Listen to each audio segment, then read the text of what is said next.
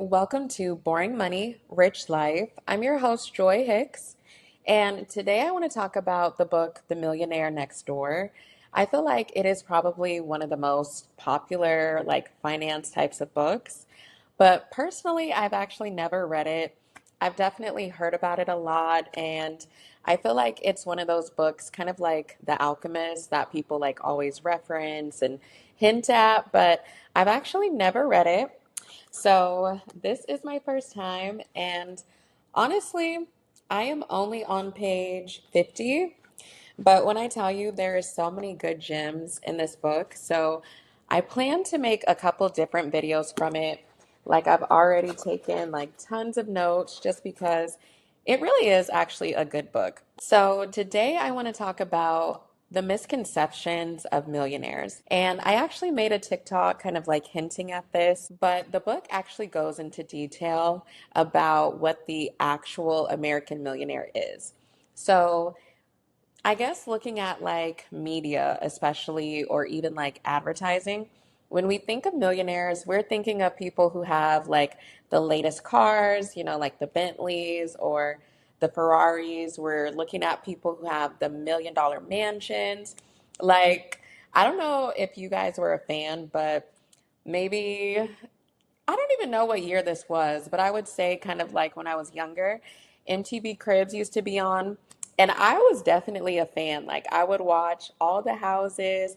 I even remember to this day, one of these girls, she had a monkey in her house. And so that's what we kind of think of when we hear the term millionaire. It's like they have these nice luxury homes with the huge pools and the grottos and the five-car garages, and they have the private planes and all these things, right? Now, mind you, there are definitely millionaires like that who do exist, especially when you're looking at NBA players or, sports and actresses and actors and things like that. There are millionaires like that. But the reason why I like this book is because the authors, they actually interviewed I want to say a few hundred millionaires just to understand what an actual American millionaire really looks like. Because I feel like a lot of people kind of want that millionaire lifestyle, the big homes and the jewelry and all these different things.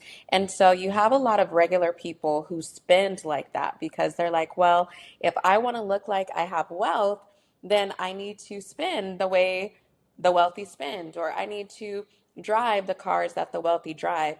And what we end up having is so many people who wear their wealth and they're actually broke. And I feel like that is really common in America.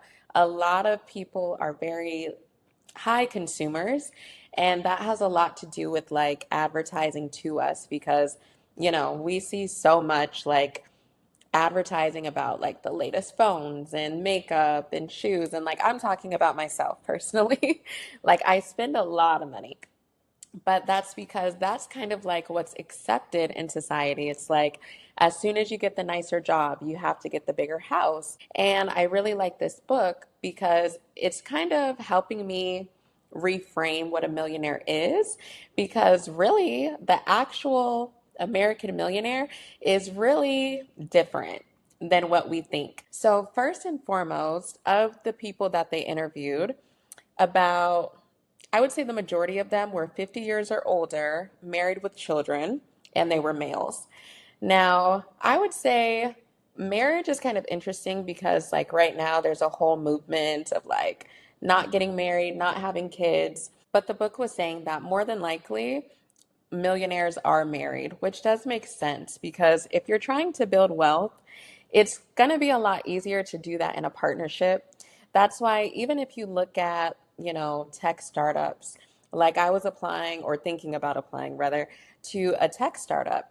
And one of the criteria for applying to that tech startup was that you had to have a co-founder. And the reason why they want you to have a co-founder is because you're going to have somebody to share the load with. You're going to have somebody to bounce ideas off of. When you get defeated and when you get exhausted, you have another person who is kind of putting wind back into the business. And marriage is kind of the same thing. So I think it makes sense that most of them were actually married because if you're trying to build wealth, it's going to be hard to do that when you have to worry about a business deal, but you also have to clean your house and you have to cook and you have to do all of this. So at least having some partnership in that probably does make it easier. So that was kind of the first thing. Then the next was that 80% of them are first generation millionaires. Now, I felt like that was kind of encouraging because I think media does a good job of making wealth feel like it's not accessible to everybody. So I'm sure you have heard of like the famous families like the Vanderbilts or even like the Trumps, right? All these people who have had wealth kind of passed down in their family. It makes kind of like the regular person feel like wealth is not attainable. So I felt like that was important for the book to say that 80% of them are first generation wealthy because it kind of shows that like opportunity is still there if you manage your money right. Then the next point was that 70% of them earn the majority of their household income. And I think that makes sense because, again, these are married men, right? So they're probably the breadwinner, where their wife is, probably doing a lot of the child rearing. And again, the reason why I think that's interesting is because right now, being a housewife is not popular.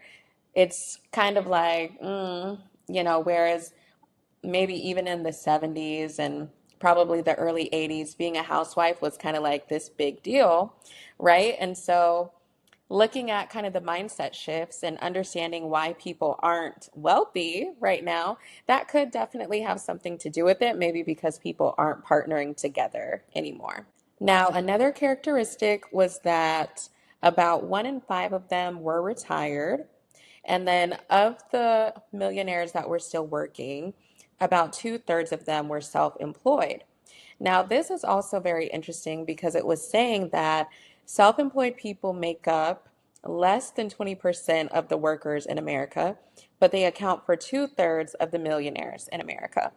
So obviously, partnership and then having control of your income is a huge part to building wealth and being successful because somebody who is working like a 9 to 5 job, your whole livelihood is in the hands of your boss, right? So, like, whether or not you get a raise, whether or not you keep your job is all in the hands of your employer.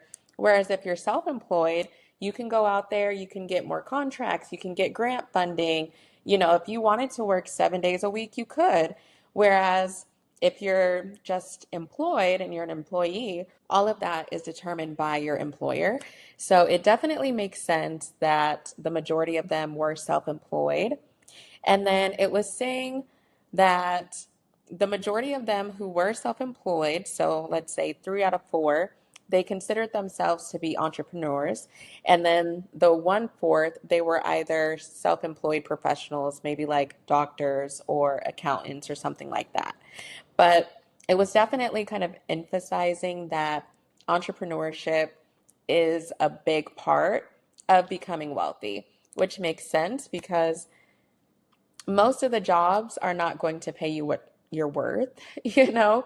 Why would they pay you top dollar if they don't have to? We live in a very capitalistic society. So having the ability to control your own income, to have a business that is successful, definitely does have a lot to contribute to your ability to make wealth. Now, the second half of that, those of them who are self employed, and I'm not talking about like the self employed professionals like the doctors and accountants, but the ones who consider themselves like actual entrepreneurs, they tend to own businesses that are considered to be like dull or boring. So a lot of them were welders, auctioneers, farmers, owners of like mobile home parks, pest controllers. It even said coin and stamp dealers and like paving contractors. So when you think about just like a job, like let's say you have a kid and you're like, hey, what do you want to be when you grow up? 9 times out of 10, they're not going to say, hey, I want to own a pest control business. Because who wants to be chasing around roaches and rats every single day? Like, I know I do not. So when I was asked that question, I'm like, oh, I want to be a lawyer. I think I said a lawyer when I was a kid, or I think I said like a lawyer, then I changed to a dentist. And I ended up getting into social work, and then now I'm a UX designer. So I do neither of those things. But I'll be honest, like a pest controller is not a sexy type of business. That's not something that most people want to sign up and do. Even like a farmer, that's a lot of hard work. You know, you're out in the sun, you're in dirt, you know, all these different things. Owning like a mobile home park is not glamorous because trailers tend to invite a lot of like lower income people, so they might not have the money to actually keep up the trailer, and so you might have a lot of bugs, or there might be like a lot of filth and things like that. So it's not really glamorous, but the book was saying those types of businesses are usually needed for sure. And so that allows different people to kind of get into those industries and make a lot of money in those businesses. Again, it's not glamorous. It's not going to Hollywood and becoming an actress, or owning a glamorous nail salon, whereas, I mean, there's a lot of money in nails. But it was just saying that, again, a lot of those businesses are not pretty, but they are very well paying. And another characteristic was talking about the wives. So it was saying about half of their wives did not work outside the home. And of those that did work outside the home, the number one occupation was a teacher. Now, it makes sense because, again, if you're looking at this as a partnership, you have the person who is going out making the money, then you have the person who is staying in the home, taking care of the home and the children. So it kind of does make sense. And then the fact that the number one occupation, if their wives did work outside of the home, is a teacher, that also makes sense as well, because that has a lot to do with like child rearing. And me, I have a lot of respect for teachers because my mom was a teacher, my grandmother was a teacher, and so I have a lot of respect for educators in general. But I will say, my mom being a teacher made it easy for her because I was in school when she was in school. I was on summer break when she was on summer break. And so it definitely is easier with like child rearing. And even for me, like, thank God, but most of the jobs I've had, I work from home. And the reason why is because like childcare is so expensive. So I could definitely see why this makes sense for sure. Now, the next characteristic was saying that the median income for these millionaires was at least 131,000. And then the average income, so that's a cumulative average divided by how many people they interviewed, was 247,000 annually. But of course, they did interview people who made like 500,000 or more. So that kind of skewed the numbers upward. But it was saying like the typical income for this type of household is 131,000. That does kind of make sense. If you're self-employed, you're probably able to earn a lot more. So like somebody who is getting a regular 9 to 5 job might just be happy with like 65,000. That might be like an amazing salary. But again, if you have a business, like if you are a pest controller or you're a plumber or something like that, you could definitely make 131,000 for sure. So that makes sense. And then it was saying that the typical household net worth was 1.6 million. So that had a lot to do with like investing in stocks and making sure that they spend less than what they made. So I'll get into that a little bit. So it was saying that the majority of them live on 7% of their wealth or less. And so it was saying that they're definitely not big spenders, which is a huge misconception when it comes to millionaires. We always look at having items as equating to wealth. Like that is how our society works because we live in a very capitalistic society. So we feel like the people who spend the most have the most, whereas the truth about that is probably the people who spend the most are in so much debt, and they don't tell you that part. So it was saying that these households or these millionaires, they're actually living on like 7% or less of their wealth, which was very interesting to me.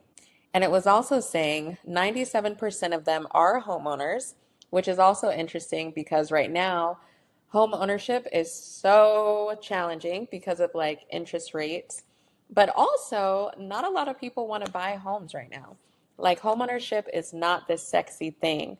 Living in a high rise, that is kind of like the sexy trend right now. But homeownership is really not as popular. And then it's also not popular because right now it's so unaffordable. But I will say there's been people who bought a home at like a 10% interest rate because they really wanted to get into that home.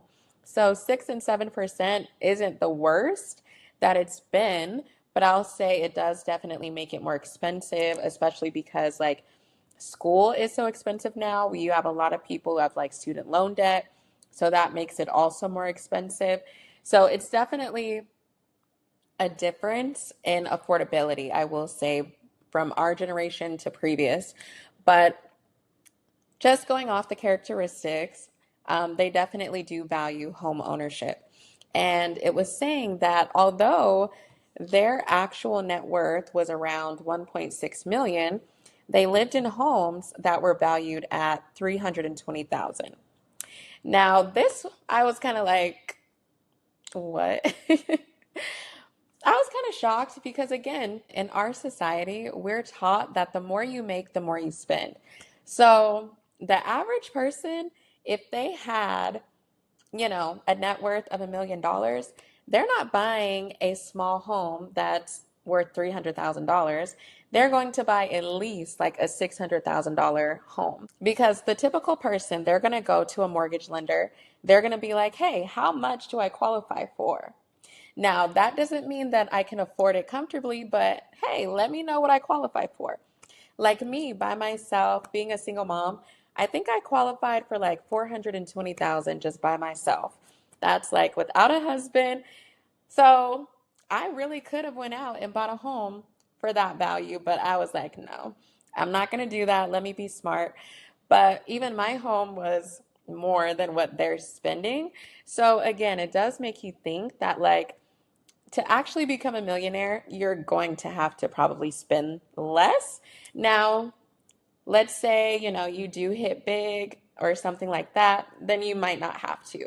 But the typical actual millionaire in America is not buying those expensive homes. Now, this part I said I would come back to, and that is living well below their means. I feel like this is kind of interwoven in all of the characteristics that I've shared with you guys. But now the book, it did start to kind of go into that specifically.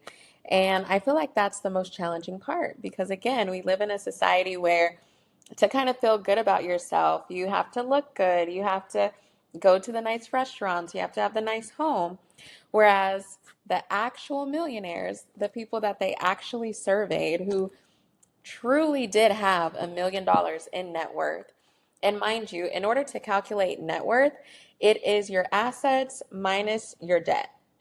So their assets minus their debt equaled over $1 million, and they're not spending the type of money that somebody who works, in a nice executive office is spending. And a lot of the men, they actually credited their savings to their wives. So they felt like their wives were actually more frugal than they are. Now, mind you, I do feel like when it comes to like quality, they'll buy, so like clothes, they'll buy more quality clothes because they're hoping that when they buy, the clothes are going to last. But when it comes to just like eating out or just doing actual like spending activities, like going to the movies and all those things, they're probably not doing those types of activities. So, one thing that I liked, it's that they have this like go to hell fund. So that means that they had enough wealth to where they could stop working for the next 10 to 12 years and still live comfortably. And I feel like most Americans couldn't even stop working today. Like most Americans live paycheck to paycheck. So like if you lose your job today, you're going to be scrambling and, have a hard time to sustain your lifestyle. Whereas these people who have been living well below their means for decades, they would be okay with not working for 10 years and still be able to maintain. Now, mind you, I did tell you guys earlier on that the majority of them were 50 years old and older. So that doesn't mean that they woke up and got rich quick overnight. it means that they were probably self-employed for like 30 plus years. They were living below their means for like 30 plus years. And they just were investing over that time because the book also said that the majority of them invest at least 15% of their earned annual income. So you got to think like we're looking at somebody who has lived a lot of life, but they've also had a lot of good money habits over their lifetime. And so, because of that, they were able to accumulate enough wealth. They were able to buy their home. The majority of their homes are paid off. The majority of them did not go to private school, but they were able to put their kids into private school. And, they've been able to earn $1 million in assets. So, again, I feel like this is definitely not like the sexy idea of a millionaire, but I wanted to go through these actual characteristics with you guys. And again, just to kind of like recap it. So, the majority of them are married, the majority of them are self employed, they live on 7% or less of their earned income. They bought a house that was nice and that was affordable, and then they lived in that for like 20 plus years. And then again, they just invested 15% or more of their income so that they're not just saving their money, but they're actually allowing their money to grow. Now, I'm gonna definitely keep reading this book. I feel like every time I read it, then I start to take notes and, I pause. But there's a lot of information in there that I feel like is just gonna be helpful for you and for me to learn so we can really start creating habits that are going to allow us to build wealth. So, as always, what is one boring thing that you can do today to start fueling your rich life? Again, I'm your host, Joy Hicks. Thank you for watching and be sure to like and subscribe.